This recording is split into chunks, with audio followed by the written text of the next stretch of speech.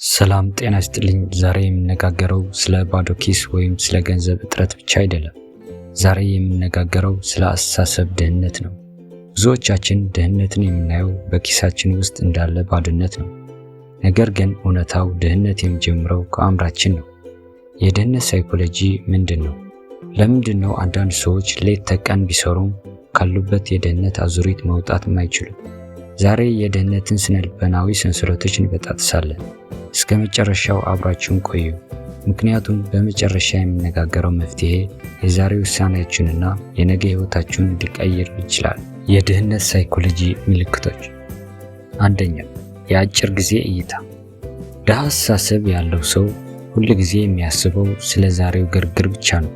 ዛሬ ምን እበላለሁ በሚል የህልውና ጭንቀት ስለሚታጠር የ5 እና የ10 ዓመት እቅድ ለማውጣት አእምሮ ቦታ የለውም። ይህ የእጥረት አስተሳሰብ ነገን ለማየት እንዳንችል አይናችንን ይጋርደዋል። ሁለተኛ፣ የስልባነት ስሜት። ድሃ የሆንኩት መንግስት ስለማይረዳኝ ነው፣ ቤተሰቦቼ ሀብታም ስላልሆኑ ነው፣ እድል ስላልቀናኝ ነው የሚሉ ሰዎች። ኃላፊነትን ወደ ሌላ አካል መግፋት የድህነት ትልቁ ምልክት ነው። የራስን ህይወት ቁልፍ በሌላ ሰው እጅ ላይ ማስቀመጥ ማለት ነው። ሶስተኛ፣ ለነገሮች ዋጋ ሳይሆን ዋጋቸውን ብቻ ማየት።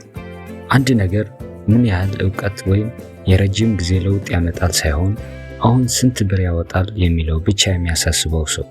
ለምሳሌ ለአእምሮ ምግብ የሚሆን መጽሐፍ ከመግዛት ለሆድ የሚሆን ጊዜያዊ ምግብን ብቻ ማስቀደም።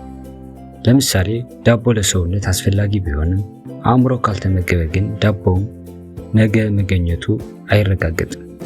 ብዙዎቻችን ያደግንባቸው ሀብታም ሰላም የለውም፣ ገንዘብ የክፋት ሁሉ ስር ነው የሚሉ የተሳሳቱ አባባሎች በውስጣችን ተቀብረዋል። ሳናውቀው ውስጣችን ገንዘብ እንዲጠላና ስኬትን እንዲፈራ ያደርጉታል። ለምሳሌ አንድ ትልቅ ዝሆን በትንሽ ገመድ ታስሮ ዝም ብሎ ይቆም። ለምን?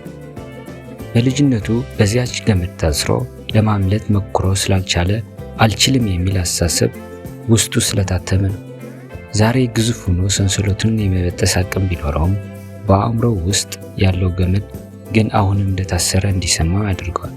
እኛስ የትኛው አስተሳሰብ ነው አስሮ የያዘ? የመውጫ መፍትሄዎች። አንደኛ፣ የአስተሳሰብ ሽግግር።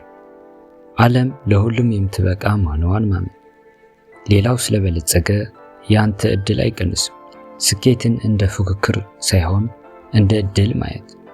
ሁለተኛ፣ በራስ ላይ መዋዕለ ንዋይ ማፍሰስ። ትልቁ ሀብትህ አእምሮህ ነው። ክህሎትህን አሳድግ፣ አዳዲስ ነገሮችን ተማር። አንተ ስትቀየር የምታመነጨው ገቢ አብሮ ይቀየራል። ሶስተኛ፣ የአካባቢ ለውጥ። ሁል ጊዜ ስለ ድህነት፣ ስለ ችግርና ስለ መከራ ብቻ ከሚያወሩ ሰዎች ይልቅ ተስፋ፣ ስራና እድገት ከሚያሳዩ ሰዎች ጋር መዋልን ምረጥ። የምትውልባቸው 5 ሰዎች ውጤት ነህ የሚባለውን አትርሳ። አራተኛ፣ ቁጠባ ሳይሆን ኢንቨስትመንት። ካለ ጥቂት ገቢ ላይ ቀንሰ ዕውቀት የሚጨምር መጽሐፍ መግዛት ወይም አነስተኛ ስራ ላይ መዋልን ልመድ አድርግ። ወዳጄ፣ ድህነት በዘር የሚወረስ ደዌ አይደለም። ድህነት የአስተሳሰብ ውጤት ነው። ዛሬ የምትወስነው ትንሽ ውሳኔ የልጅ ልጆችህን ህይወት መስመር ሊቀይር ይችላል።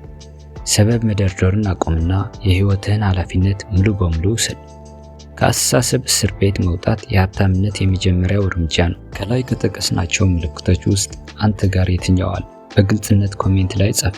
ቪዲዮ ጠቃሚ ሆኖ ካገኘኸው ሰብስክራይብ አድርግ።